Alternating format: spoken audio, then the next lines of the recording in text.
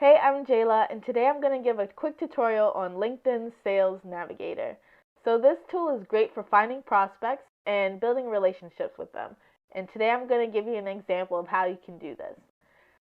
So let's say I work for a company that makes fantastic ice cream makers, and my job is to find people who'd want to buy them. So what we're going to do first is head over to Advanced Search, and we're going to search for leads.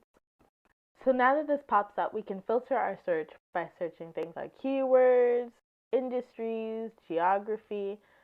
So we can say that we're looking for people maybe in the entire United States.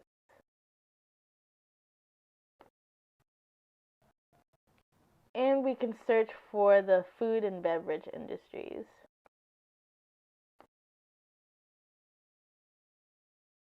There are a lot more filters that you can use to narrow it down, the type of person that you're looking for. We can even look through company filters to see like what kind of company the person might already work for.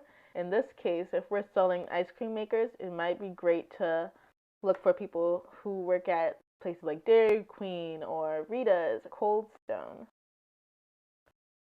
Okay. And we can also filter by seniority levels. In our case, we want to make sure our machines get into these places. So we're going to look for people in the higher up positions.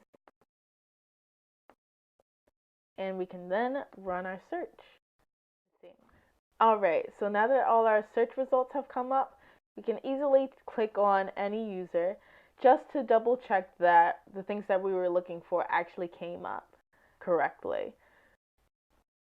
And just looking at this one, for instance, she's the president and CEO of Rita's Italian Ice, so it sounds like a great lead to look into. So all you have to do is then press save, and we can create a new lead list.